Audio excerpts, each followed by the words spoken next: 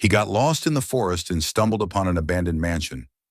But one discovery inside connected it to his own past and changed everything. Watch till the end, subscribe, and comment what you'd do in his place and where you're watching from. The day began as one of those unremarkable stretches of time that seemed destined to fade from memory the moment it ended. The man had not expected anything from it beyond its quiet completion. He was in his mid-40s, old enough to have learned that routine was not the enemy people made it out to be, but young enough to feel its weight pressing on his chest when the days became too similar. His life had narrowed into predictable paths, work that required precision but little imagination, obligations that repeated themselves with mechanical regularity, evenings spent in a silence he pretended to enjoy. He had come to accept this rhythm, yet beneath that acceptance lived a persistent restlessness, a sense that something unfinished lingered behind him, unnamed and unresolved. His reason for entering the forest that morning was practical, almost mundane. A shortcut, a familiar detour he had taken before, when schedules tightened and daylight felt scarce. He had driven out to inspect a remote plot connected to his work, a task that demanded little more than a cursory look and a few notes.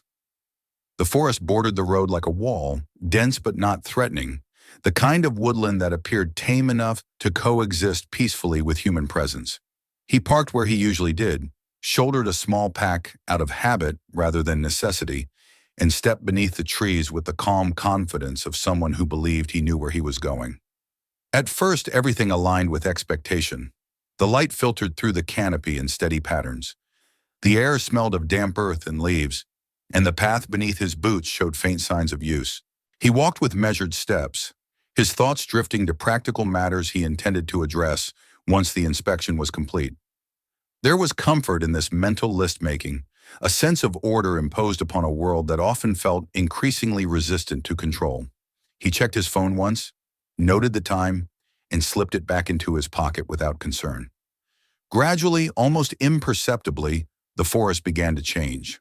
The path narrowed, then softened, as if the ground itself had decided to forget it had ever been shaped by feet. The familiar markers he relied upon, an old split tree, a rock formation that curved like a bent spine, failed to appear where they should have been. He slowed, frowning, retracing his steps with his eyes rather than his body. The silence deepened, thickening into something that pressed against his ears. Even the birds seemed to have withdrawn, leaving behind a stillness that felt unnatural in its completeness. He stopped and turned in a slow circle, scanning the surroundings with a growing unease. The trees appeared similar in height and thickness, their trunks forming repeating vertical lines that confused distance and direction. He took a few steps back, then forward again, certain he would recognize the terrain if he simply looked long enough. Instead, the forest offered no reassurance. It did not shift or reveal itself. It merely existed, indifferent to his confusion. Annoyance crept in before fear. He told himself he had misjudged a turn, nothing more. With deliberate calm, he chose a direction and began walking, counting his steps, focusing on the physical act of movement. After several minutes, he realized the landscape ahead bore an unsettling resemblance to the one he had just left. A hollow log lay to his left, positioned at nearly the same angle as one he remembered passing earlier. A cluster of ferns curved around a patch of darker soil, echoing a pattern he had already seen. The realization that he might be moving in a loose circle unsettled him. He paused again, this time allowing himself a deeper breath, grounding his attention in the present moment. That was when he noticed the first sign that something else lay hidden beneath the forest's surface. Near his boot, half buried in the soil, was a fragment of stone that did not belong. Its edge was straight, its surface smoother than any natural rock should have been. He knelt, brushing away dirt and moss, revealing a corner of masonry worn down by time, but unmistakably shaped by human hands. This discovery shifted his focus. Disorientation gave way to curiosity, and curiosity in turn to a cautious alertness. He followed the ground rather than the trees now, scanning for similar anomalies. Before long, he found another stone, then another, each one emerging like a clue reluctantly surrendered by the earth. The forest floor revealed faint depressions that ran parallel to one another, Shallow grooves that suggested wheels rather than roots had once pressed into the soil. He straightened slowly, his pulse quickening. These were not remnants of a single structure or a forgotten camp. They hinted at something more extensive, something deliberate. He began to walk again, this time guided by the barely visible line of an old road. The vegetation grew thinner along its path, as though the land itself remembered the pressure it had endured decades earlier. Branches arched overhead, forming a corridor that felt both inviting and foreboding. As he advanced, fragments of metal appeared among the leaves. A rusted hinge, a twisted piece of wrought iron, the remains of what might once have been a gate. He picked one up, its weight surprising him, and turned it over in his hands. It was heavy, built to last, not the kind of thing someone would carry deep into the woods without purpose. The implications settled heavily in his mind. Whatever lay ahead had once been significant. The first glimpse of the building came without ceremony. He pushed through a screen of tangled undergrowth and found himself staring at a wall of dark stone rising from the forest floor. It loomed behind a curtain of vines and roots, its surface mottled with moss and streaked with damp discoloration. For a moment, he could not grasp its full shape. His eyes traced upward, following the stone to where it met a roofline, partially obscured by leaves. The structure extended beyond his immediate field of vision, forcing him to step back to take it in. It was not a cabin or a hunting lodge, not the kind of building one expected to find abandoned and forgotten. This was an estate, an old mansion with proportions that spoke of wealth and ambition. Its windows gaped like darkened eyes, glass long gone or shattered, frames sagging under the weight of years. The architecture was heavy, deliberate, designed to impress as much as it was to endure. Even in its decay, the building commanded attention. He stood in silence, aware of his own smallness before it. The forest seemed to close around the structure, as though trying to reclaim it, yet the mansion resisted complete erasure. Its lines remained intact, its presence undeniable. The thought that such a place could exist unnoticed stirred a deep unease within him. He wondered how many people had passed nearby, without ever realizing what lay hidden among the trees. Caution returned, tempered now by a sense of inevitability. He circled the building at a distance, keeping his steps light, his gaze fixed on the windows and doors.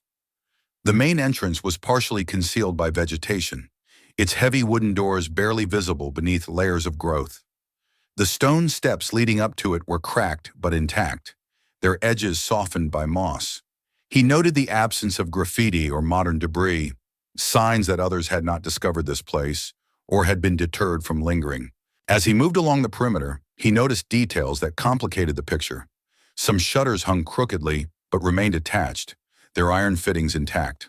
A drain pipe, rusted yet unbroken, ran down one corner of the building.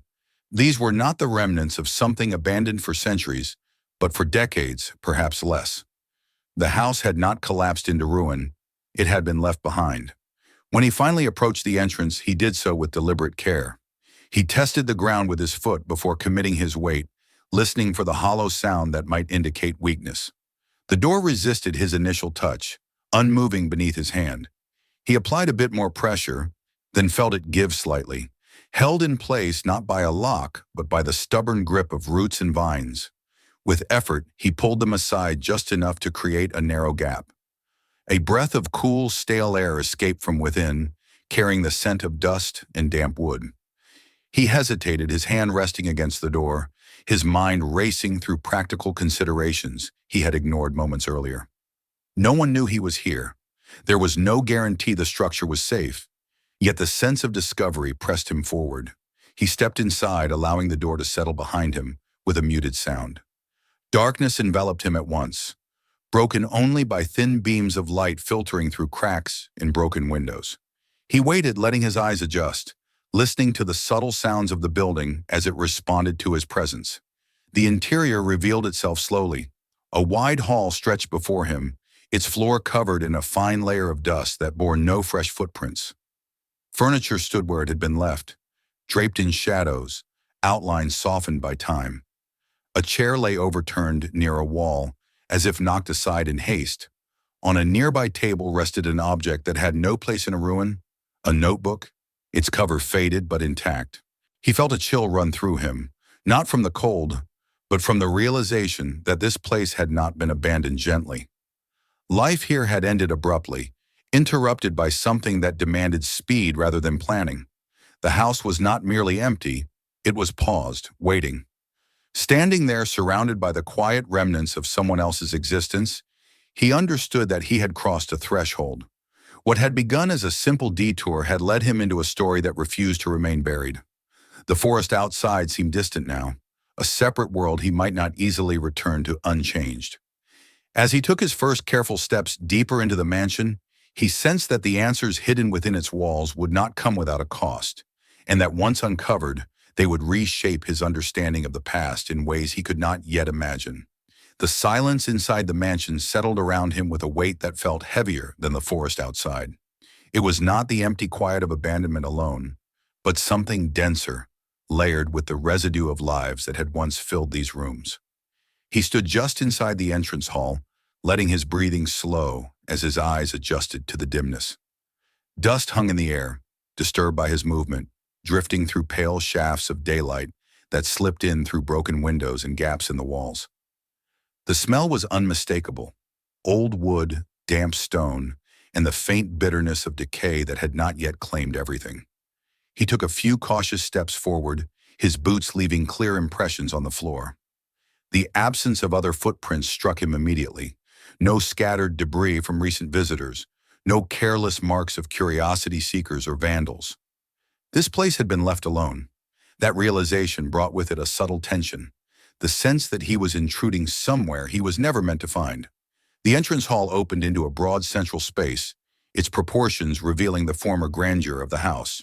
A wide staircase rose along one wall, its banister thick with dust, but still solid beneath his hand when he tested it. The wood had darkened with age, but it had not rotted. The craftsmanship was evident even now, in the curve of the rail and the weight of each step. This had not been a cheap structure thrown together on the edge of civilization. It had been built to endure. He moved slowly, resisting the urge to rush. Every sound seemed amplified: the soft creak of floorboards, the faint scrape of fabric as his jacket brushed against a chair, the distant drip of water echoing from somewhere deeper in the house.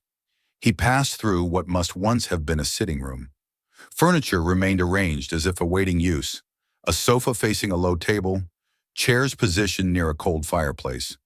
A thin layer of dust softened their outlines, but they were intact, untouched. The absence of chaos was unsettling.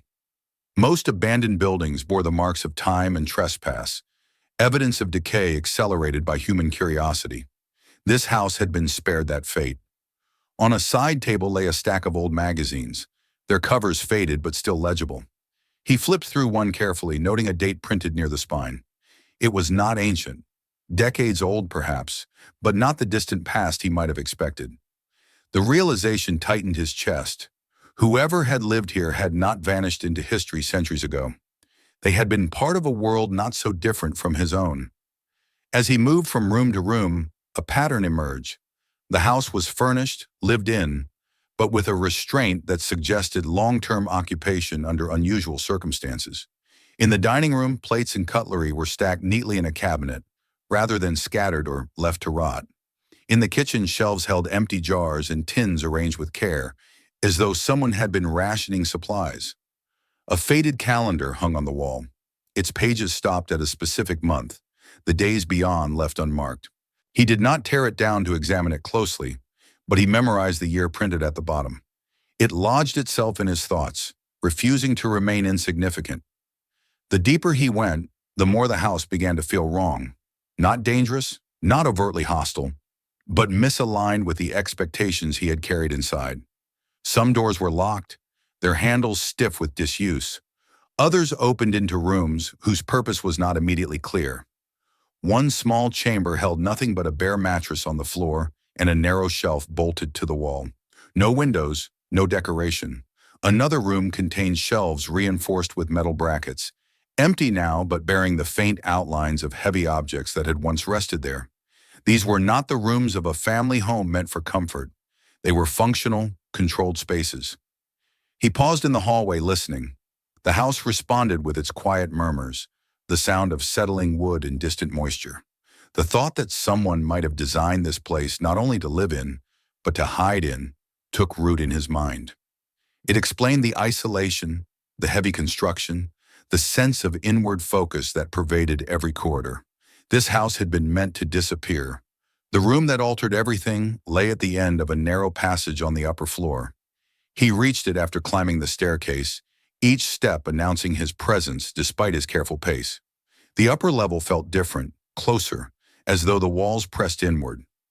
Bedrooms lined the hallway, their doors ajar, their contents reduced to vague shapes beneath dust covers. He glanced into them without lingering, his attention drawn instead to a door that stood fully open, revealing a space that seemed more personal than the others. Inside, the air felt less stale. Sunlight spilled across the floor through a tall window whose glass, though cracked, remained mostly intact. Against one wall stood a low dresser, its surface cluttered with small objects. A watch with a worn leather strap, a stack of folded papers, a simple frame lying face down. He approached slowly, a sense of anticipation rising unbidden. He lifted the frame and turned it over. The photograph inside was old, its edges yellowed, but the image was clear.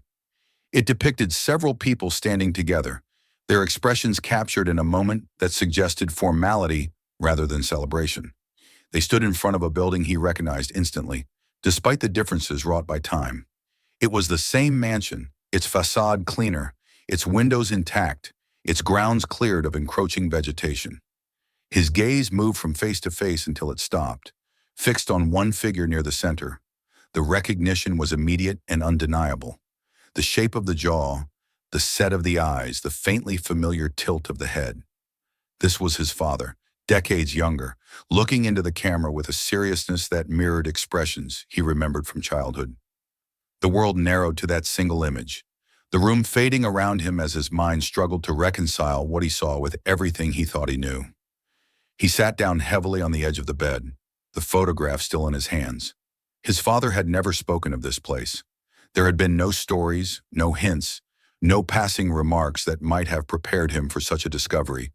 The man he had known had been reserved, cautious, a figure defined more by absence than by confession. Yet here he was, undeniably present in the history of this house. He forced himself to look again, searching for doubt, for any detail that might suggest coincidence. But the more he examined the image, the more certain he became. This was not resemblance. It was identity. His father had stood here, lived here, been part of whatever story this house contained. He set the photograph down and began to search the room with renewed focus. In a drawer beneath the dresser, he found a small collection of personal items.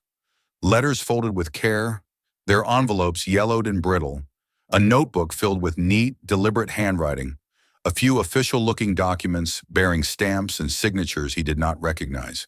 He did not read everything, not yet. Instead, he scanned for dates, names, connections. The letters were unsent, their contents hinting at strained relationships and unresolved matters. The notebook contained lists and brief notes rather than reflections, as though written by someone who valued information over emotion. The more he uncovered, the clearer it became that this room had belonged to his father, or at least to the man his father had once been. The realization carried with it a strange mixture of intimacy and distance. He felt closer to a version of his father he had never known, while simultaneously aware of how much had been hidden from him.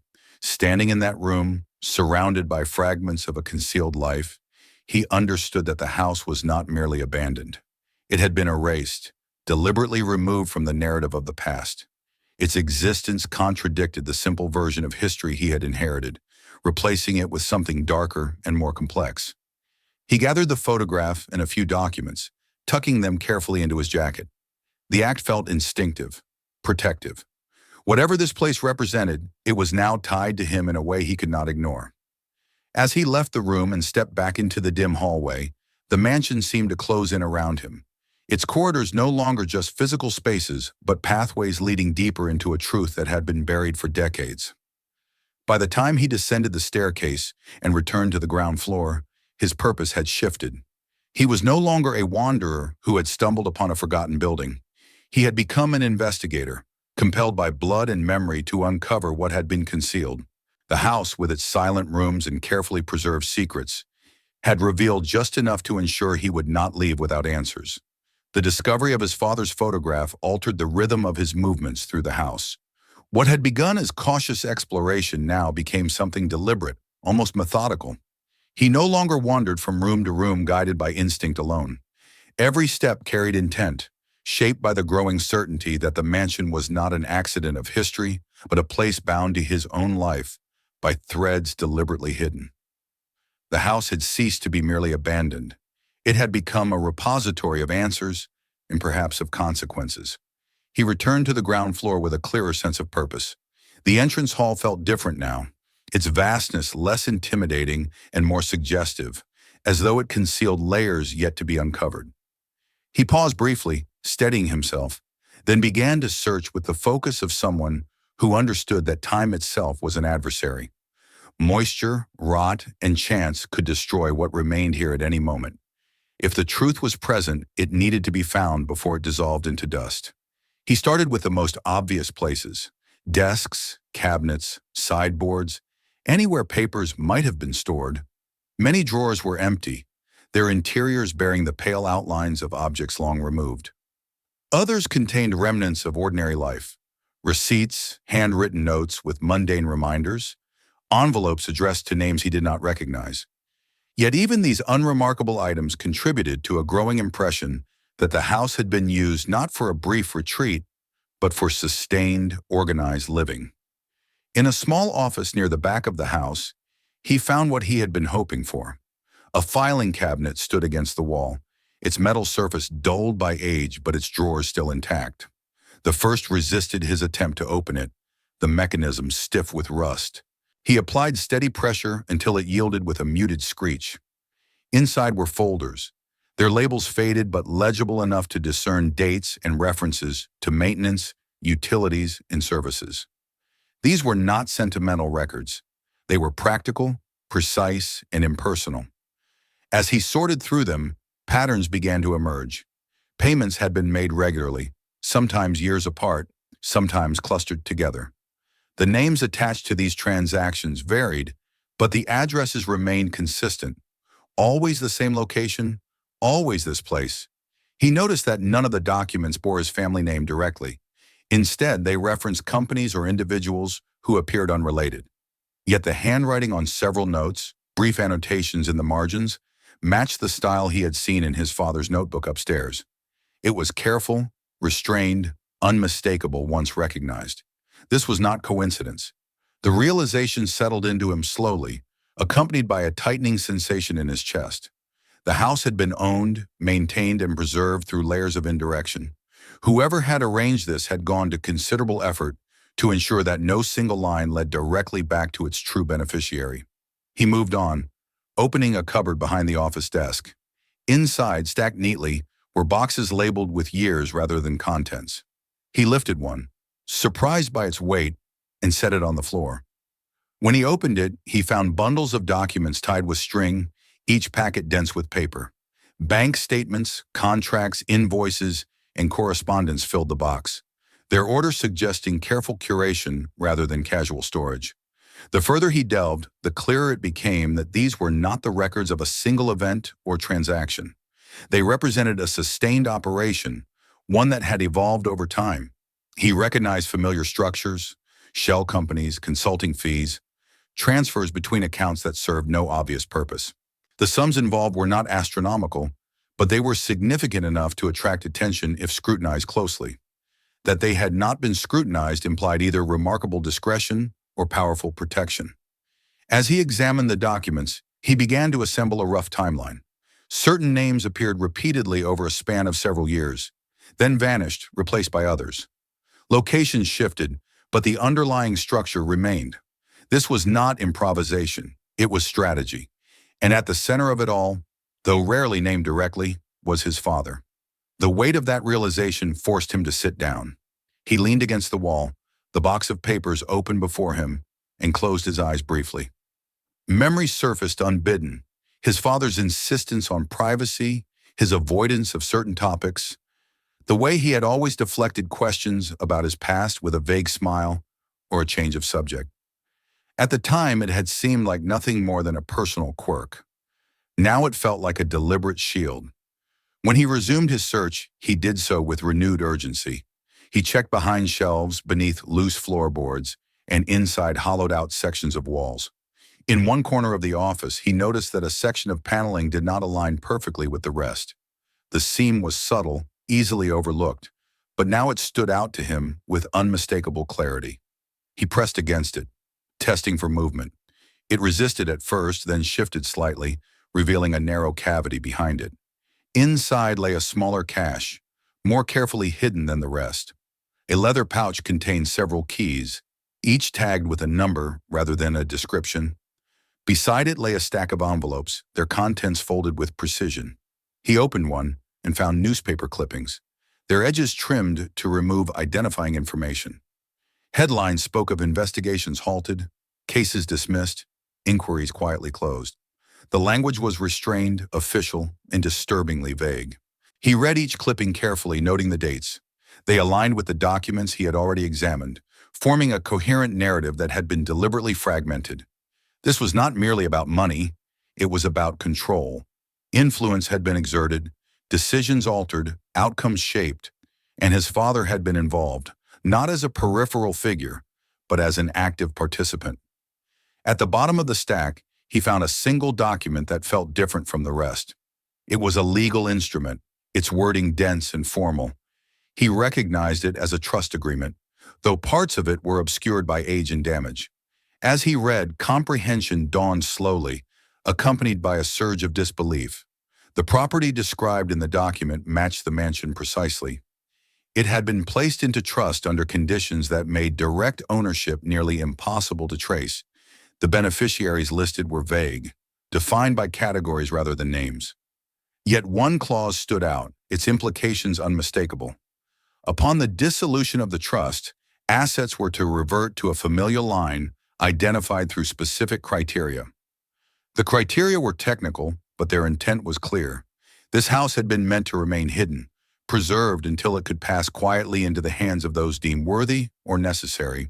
It was an inheritance, but not one announced or celebrated. It was a burden, carefully disguised, passed down through silence rather than ceremony. And it had nearly succeeded in remaining undiscovered. He leaned back, staring at the ceiling as the pieces settled into place. His father had not merely lived here. He had ensured that the house would outlive him, that its secrets would be safeguarded until circumstances allowed for their retrieval. Whether those circumstances had been anticipated or merely hoped for was impossible to say. As the afternoon light shifted, casting longer shadows across the room, he realized how far his understanding had moved from where it had begun. The mansion was no longer an anomaly. It was a deliberate construct, a node in a network of actions that had shaped lives and events beyond its walls, and it was tied to his family in ways he could no longer deny. The final confirmation came when he found a ledger tucked inside a false bottom drawer. Its pages were filled with meticulous entries, dates paired with brief notations that referenced meetings, transfers, and contingencies. Near the end of the ledger, the tone shifted. The entries became shorter, more urgent. Words like risk, exposure, and retreat appeared with increasing frequency. One note, written with heavier pressure than the others, caught his attention. It referenced the house directly, describing it as a necessary refuge following the incident. He did not need further explanation. The mansion had not been a mere investment or a sentimental holdover.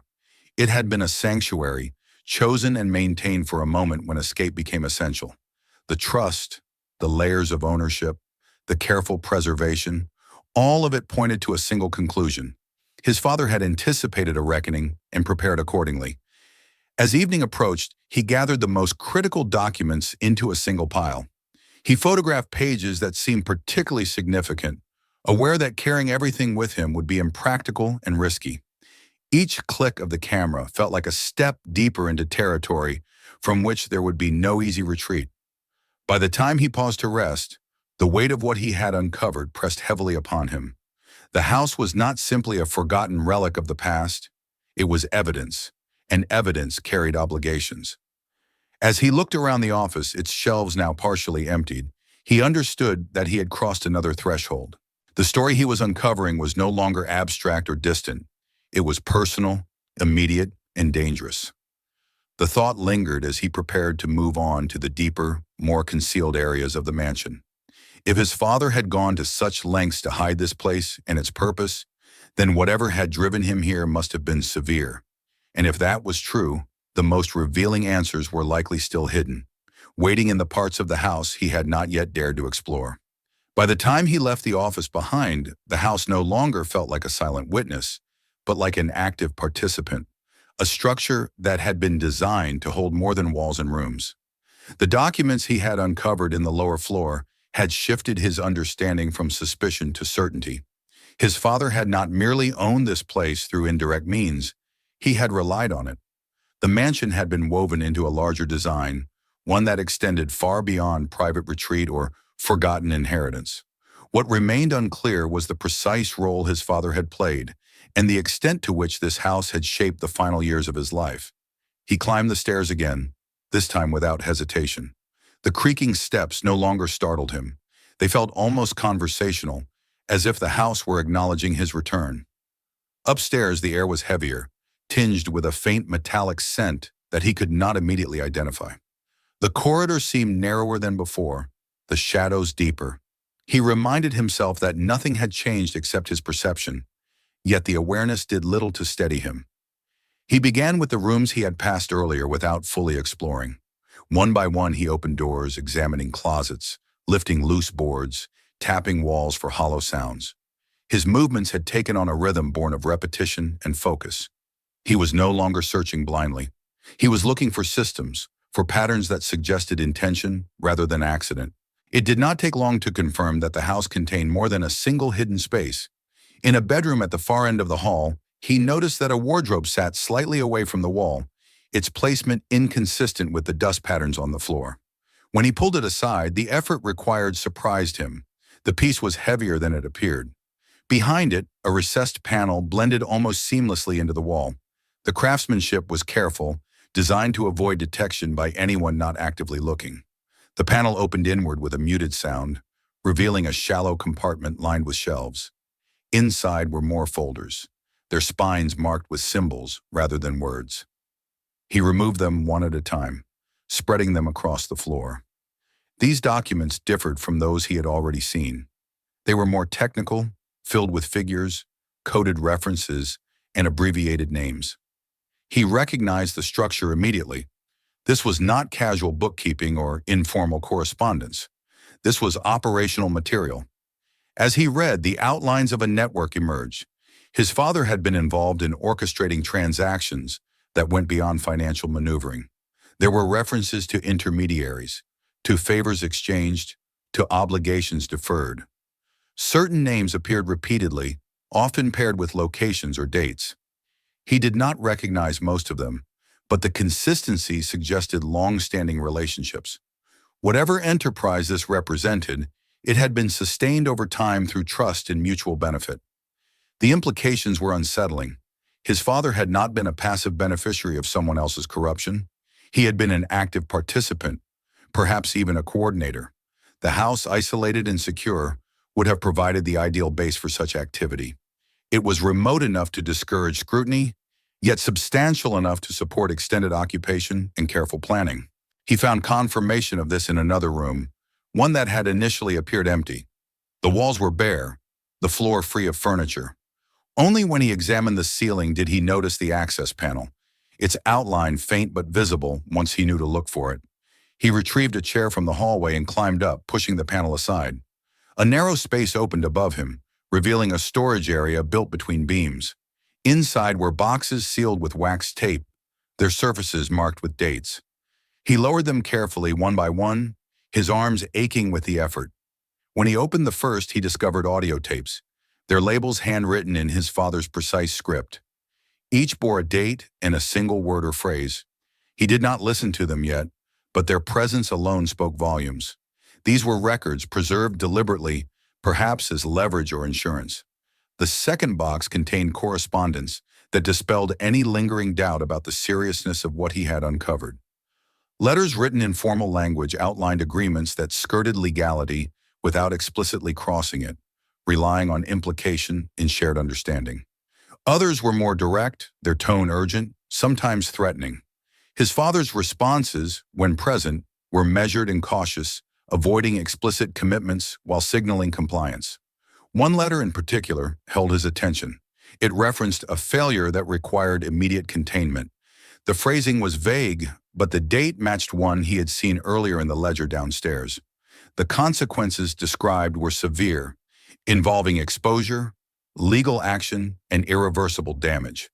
The response, written in his father's hand, mentioned relocation and temporary withdrawal. It did not name the house, but the implication was unmistakable. This was where his father had gone when the pressure became unbearable. The realization carried a sharp emotional edge. He had always believed that his father's later years had been shaped by illness and age, by a natural withdrawal from the world. Now it appeared that fear and necessity had played a far greater role. The house had not been a choice made lightly or nostalgically. It had been a calculated retreat. He moved to the final room at the end of the corridor, one he had avoided until now. The door was locked, its handle cold beneath his fingers. He tried one of the keys from the leather pouch he had found earlier, cycling through them until one turned smoothly in the lock. The door opened to reveal a narrow space filled with shelving. Unlike the other rooms, this one bore clear signs of frequent use. The shelves were worn, the floor scuffed. Here the narrative became painfully clear. The documents stored here were organized chronologically, each year separated by a divider. Early folders were thick, filled with correspondence and records. Later ones grew thinner, their contents more frantic. Notes written in the margins grew sharper, the handwriting heavier, as if pressed by urgency. He followed the progression, watching as control gradually gave way to desperation. Near the end of the sequence, he found a thin folder containing only a few sheets. One was a handwritten note that stopped him cold. It was not a confession, but it was close enough. His father acknowledged his role in what happened, accepting responsibility in a way that left little room for reinterpretation. He wrote of choices made under pressure, of rationalizations that no longer held, of consequences that could not be undone. The note did not detail the crime itself, but its gravity was unmistakable. This was not about money alone. Something irreversible had occurred, something that could not be settled with influence or silence. The final lines referenced the house again, describing it as both refuge and confinement. A place of safety, but also of penance. He lowered himself onto the floor, the papers spread around him. The emotional weight of the discovery pressed in from all sides. The father he had known had been distant, reserved, sometimes stern, but never cruel. Reconciling that image with the man revealed in these documents was difficult, yet the evidence left no room for denial. His father had not merely been caught in a system beyond his control, he had helped sustain it. As he gathered the papers back into their folders, a new awareness surfaced. The house was not simply a hiding place for documents. It was a physical manifestation of his father's attempt to contain the fallout of his actions. Every reinforced door, every hidden compartment, every carefully maintained supply spoke of a man who expected to be pursued, who anticipated scrutiny, and prepared to endure isolation to avoid it. The final confirmation came when he found a map tucked behind one of the shelves. It showed the surrounding area in detail, marked with routes, observation points, and notes about visibility. His father had monitored the forest, tracking potential approaches, planning escape if necessary. This had been a life lived on alert, governed by caution and fear. As dusk approached, the light in the corridor dimmed, and the house seemed to draw inward. He realized he had spent hours inside without noticing the passage of time. The outside world felt distant, almost irrelevant, compared to the gravity of what he now knew. His father's involvement had been deeper, darker, and more deliberate than he could have imagined. Standing there surrounded by evidence of careful concealment and moral compromise, he understood that the house represented a turning point not just in his father's life, but in his own. The truth he had uncovered could not be unseen or undone. And if his father had gone to such lengths to hide here after a serious crime, then the most pressing question remained unanswered. What, exactly, had forced him into this retreat? And who else had been willing to let him disappear rather than face the consequences? The answers he had uncovered did not bring clarity so much as they reshaped the space around him. The mansion no longer felt like a collection of rooms, but like a single, continuous mechanism, each part designed to support a life lived under pressure. After leaving the locked room at the end of the corridor, he stood for a long moment in the dim hallway, listening to the quiet pulse of the building.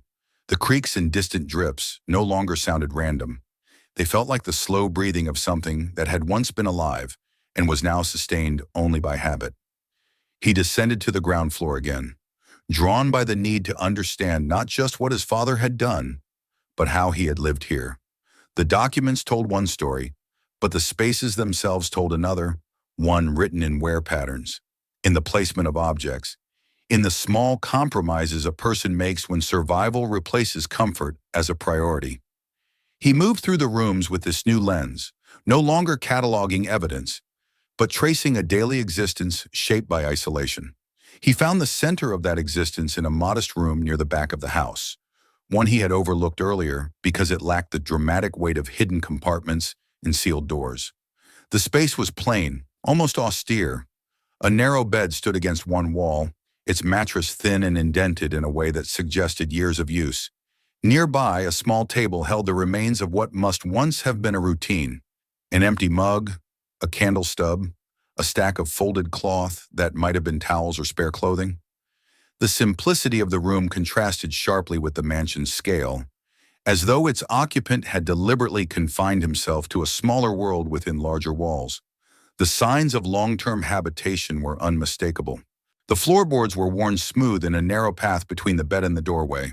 A small stove, improvised from salvaged parts, bore the scorch marks of repeated use. Shelves mounted along one wall held canned goods, their labels faded but still legible. Some were empty, cleaned, and reused to store nails, screws, and other small items. This was not the detritus of a temporary refuge. It was the infrastructure of endurance. As he examined the shelves, he noticed handwritten markings scratched into the wood beside them. Short lines grouped in sets, repeated again and again. He counted them before understanding their purpose. They were tallies marking the passage of days, hundreds of them. The realization struck him with quiet force. His father had not hidden here for weeks or months. He had lived in this place for years, measuring time not by calendars or seasons, but by survival itself. The thought reshaped his memories. His father's absences, his habit of avoiding prolonged contact, his reluctance to commit to anything that extended too far into the future. All of it aligned now with the life suggested by this room. A man who had learned to exist within limits, to anticipate threat, to prepare for sudden departure. He moved deeper into the back of the house, following a corridor that led to a series of smaller rooms. These spaces were darker, their windows either shuttered or entirely blocked. Here, the sense of confinement intensified. Doors were reinforced with metal plates scavenged from elsewhere in the building. Locks were installed not for privacy, but for security.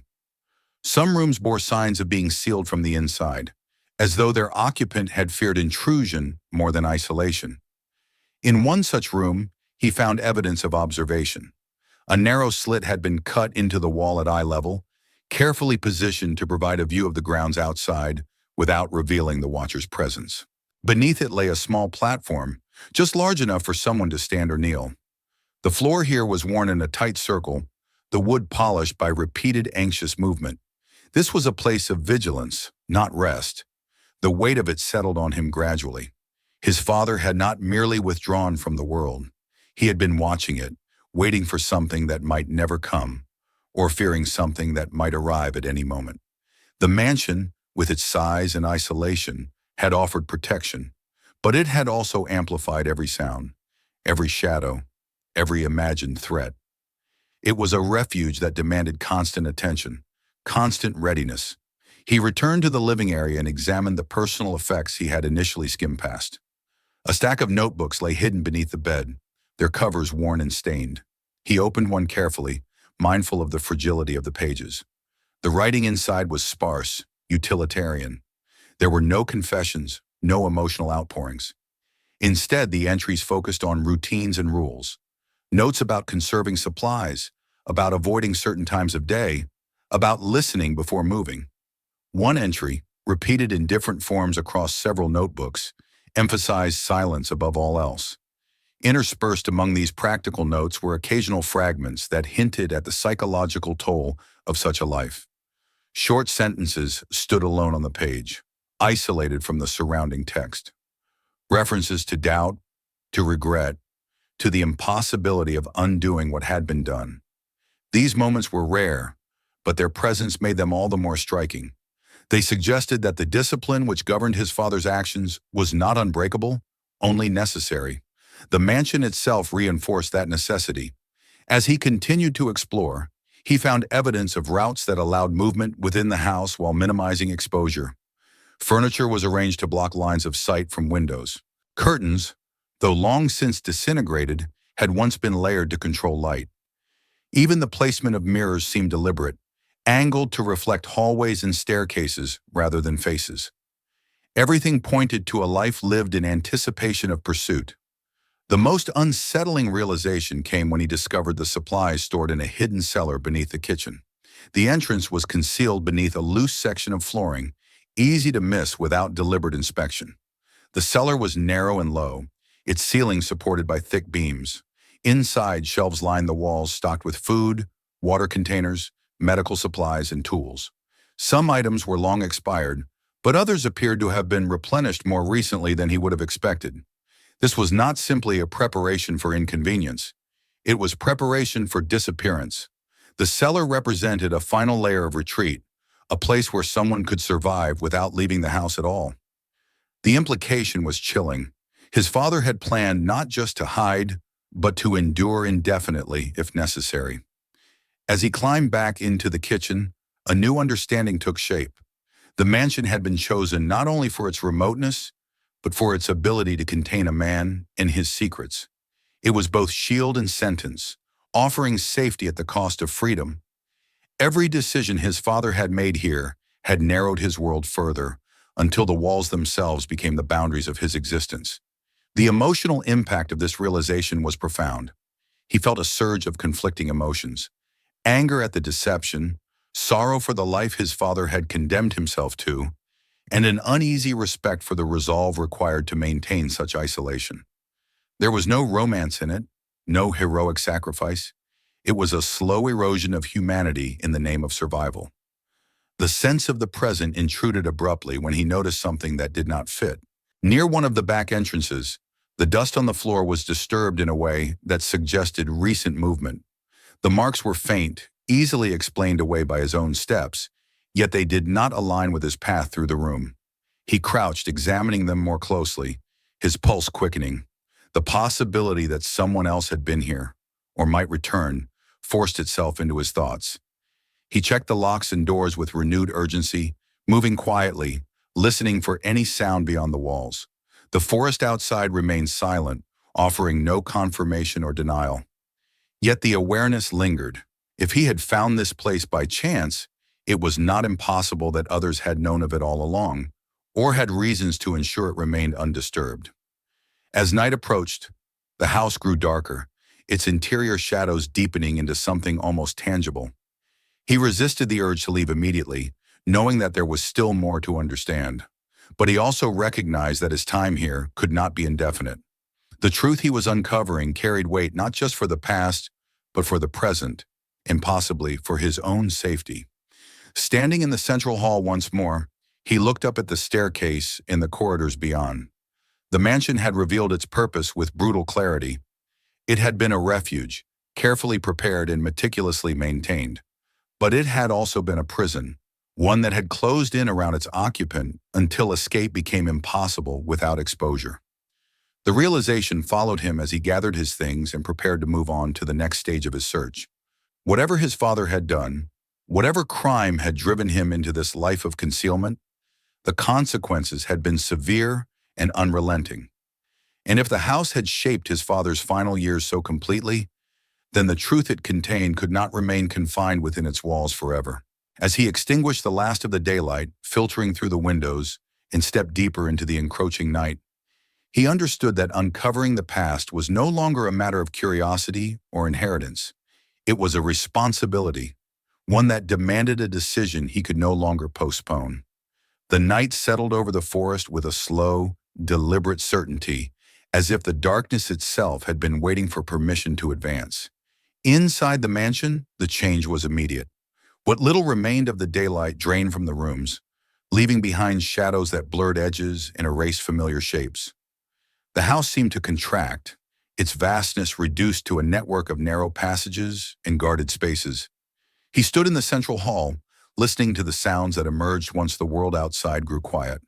The distant rustle of branches, the faint groan of wood responding to cooling air, the occasional drip echoing through stone. Each sound felt sharper now, stripped of context and amplified by isolation. He understood that staying through the night carried risks he could no longer dismiss. The sense of intrusion he had felt earlier, the disturbed dust near the back entrance, returned with renewed force. It was no longer an abstract concern. The mansion was not as forgotten as it pretended to be. If his father had managed to disappear here with such care, then others might have known of the place, might have reasons to ensure it remained silent. Before leaving, he forced himself to slow down. Panic would lead to mistakes, and mistakes could erase what he had already uncovered. He returned to the office and the locked rooms one last time, checking his photographs, verifying that the most critical documents had been captured clearly. He focused on dates, names, and signatures, on anything that could establish continuity between past actions and present responsibility. The weight of this material pressed against him in a way no physical burden could. Knowledge, he realized, was heavier than objects. He stepped outside briefly, standing on the cracked stone steps and letting the cool night air steady him. The forest was almost completely dark now, the outlines of trees barely visible against a sky stripped of moonlight. He listened, scanning the perimeter, searching for any sign of movement. There was nothing obvious, yet the absence of sound felt intentional rather than reassuring. He retreated inside and secured the door as best he could, knowing it offered little real protection. With no immediate threat visible, his thoughts turned outward, beyond the house and the forest. He considered what would happen once he left. The documents he had found implicated people who were almost certainly still alive. The operations his father had helped sustain were not relics of a distant era. They belonged to a time that overlapped with his own adulthood, a period when institutions and reputations had already been built upon carefully managed narratives. He imagined the consequences of exposing what he knew. Investigations reopened, headlines resurrected, lives disrupted. People who had long believed themselves safe would be forced to confront decisions they had buried. And at the center of it all, his father's name would resurface, stripped of the ambiguity that had protected it in death. The thought tightened his chest. Whatever his father had done, he had also been the man who raised him, however imperfectly. To reveal the truth would be to dismantle that image, not just publicly, but privately as well. He sat at the long table in the dining room, the documents spread out before him like pieces of a fragmented history.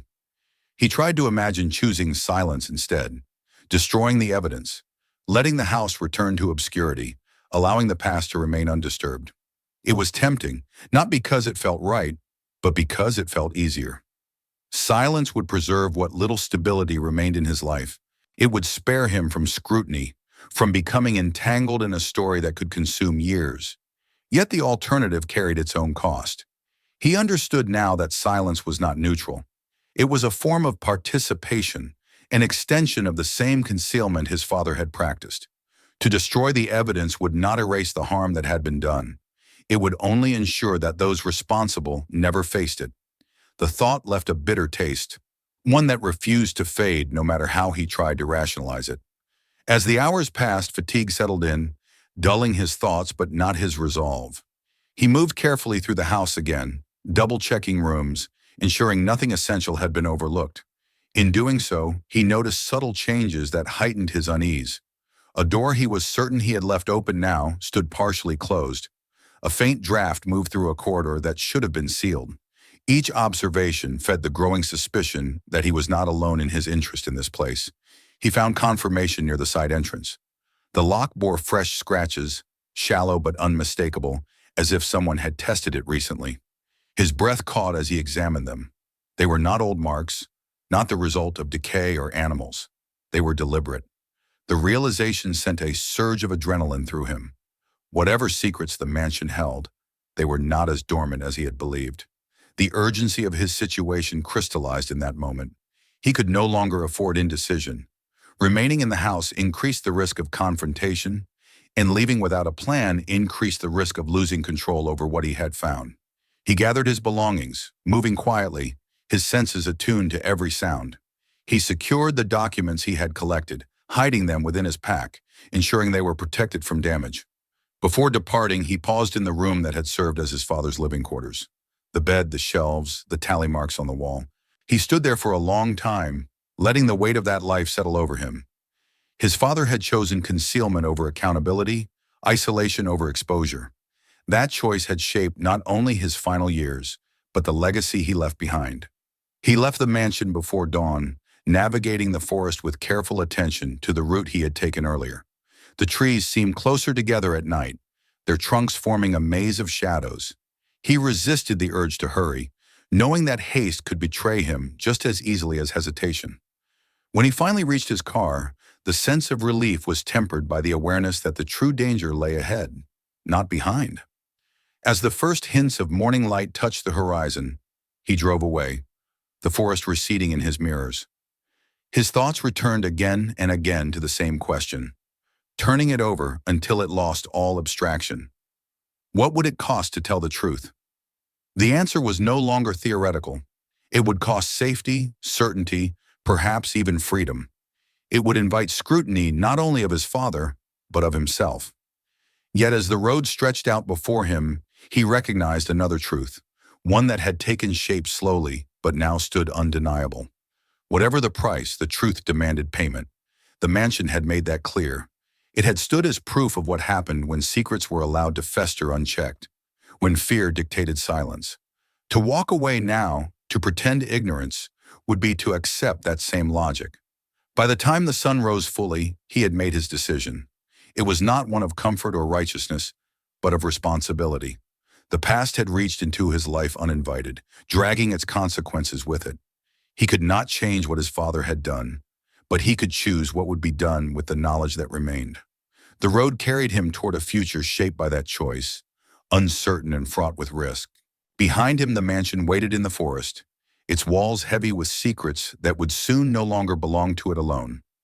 The days that followed his departure from the forest unfolded with an uneasy sense of suspension, as though time itself had slowed to observe what he would do next. The mansion remained vivid in his mind, not as a place he had left behind, but as a presence that had followed him into the ordinary spaces of his life. Every quiet moment, every pause between tasks, brought with it the image of stone walls swallowed by greenery, of tally marks carved into wood, of documents preserved with almost obsessive care. The truth he carried no longer belonged solely to the past. It pressed insistently into the present, demanding recognition. He did not act immediately. The decision he had made on the road away from the forest required more than resolve. It required preparation. He spent nights reviewing the material he had gathered, cross-referencing dates and names, reconstructing timelines that confirmed what he already knew but still struggled to accept. The picture that emerged was consistent and damning. His father's role, though rarely documented outright, was undeniable in its continuity. He had not been a minor figure caught at the edges of corruption. He had been essential, trusted, and relied upon. The more clearly he understood this, the heavier the burden became. He thought often of his childhood, of small, seemingly insignificant moments that now took on new meaning. The guarded phone calls, the sudden trips that were never fully explained, the way his father had always insisted on contingency, on preparation for outcomes that others dismissed as unlikely. At the time, these traits had seemed like caution, bordering on paranoia. Now they appeared as survival instincts honed by long exposure to risk. When he finally reached out beyond himself, he did so carefully. He chose channels that prioritized documentation over spectacle, institutions that would be forced to respond rather than react.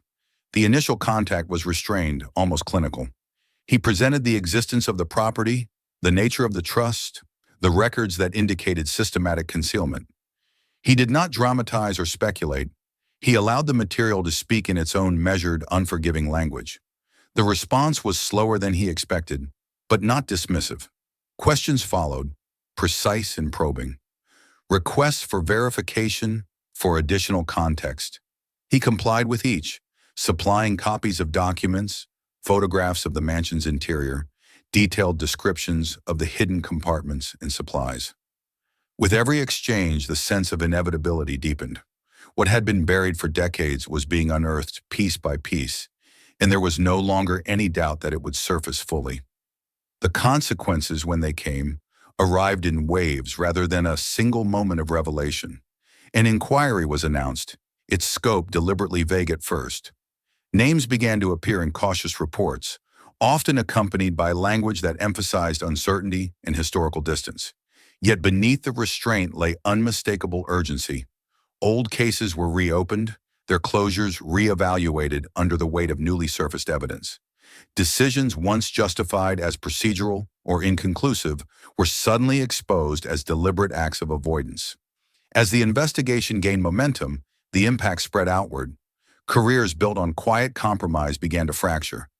Reputations carefully managed through selective transparency were subjected to scrutiny they could no longer deflect. The past, it seemed, had been waiting patiently for the moment when silence would no longer protect it. His father's name appeared later than most, introduced with caution and a measure of deference. Death had spared him direct accountability, but it did not erase his involvement. The narrative that formed around him was complex, resisting easy categorization. He was described not as a villain in isolation, but as a man who had navigated a system that rewarded discretion and punished exposure. That framing did little to soften the reality of what he had done, but it did acknowledge the environment in which his choices had been made. For the man who had brought this history into the light, the personal consequences were quieter, but no less profound. He became a point of reference, a source whose credibility was scrutinized even as it was relied upon. Some viewed him as a necessary catalyst, others as a disruptor who had disturbed a fragile equilibrium. Relationships shifted under the strain of attention, of questions asked too directly to be ignored. There were moments when he questioned the wisdom of his choice, when the weight of responsibility pressed so heavily that retreat seemed not only tempting, but rational. Yet retreat was no longer possible. The process he had initiated had taken on a life of its own, propelled by forces far larger than his initial decision. Each new development reinforced the same truth. The past could not remain contained once it was confronted. Attempts to minimize its significance only underscored its reach. He returned to the forest once, long after the first reports had faded from headlines and investigations had settled into the slow grind of procedure. The journey felt different now, stripped of uncertainty but laden with finality. The path he followed was no longer a matter of chance. He knew where it led, knew what waited at its end. The mansion stood as it always had, unchanged by the attention it had drawn. The forest continued its quiet encroachment, vines thickening along the stone, roots pressing into cracks with patient insistence. From a distance, the house appeared almost peaceful, its isolation intact. Only those who understood its history could see it for what it truly was. He did not enter this time. Instead, he stood at the edge of the clearing, observing the structure from afar. It no longer felt like a place of discovery. It felt like a monument, not to ambition or secrecy, but to the cost of avoidance. The walls that had sheltered his father had also confined him, turning protection into punishment. The mansion had preserved secrets, but it had also preserved consequences, waiting for someone to acknowledge them. As he turned to leave, he felt neither triumph nor regret, only a sober acceptance. The truth he had revealed had not restored balance or delivered justice in any simple sense. It had complicated narratives, reopened wounds, and forced uncomfortable reckonings. But it had also broken a silence that had endured too long, a silence that had required complicity to survive. In the end, he understood that his choice had not been about loyalty or betrayal, but about responsibility. The past did not belong to those who sought to conceal it, nor to those who suffered from its consequences in silence. It belonged to the record, to the collective memory that shaped future decisions. By bringing it into the open, he had accepted a role he had never sought, but could no longer refuse. The forest closed behind him as he left, reclaiming the path with the same indifference it had shown before. The mansion remained, a silent witness to what had been hidden and what had been revealed. And as he stepped back into his life, altered but intact, he carried with him the knowledge that some truths, once uncovered, demand to be acknowledged regardless of the cost. The past had reached forward and claimed its due. He had answered. If this story hooked you, make sure to subscribe so you don't miss the next one. More hidden secrets, dark discoveries, and true style stories are coming. Watch the next videos on the channel and share this story with someone who loves mysterious finds and forgotten places.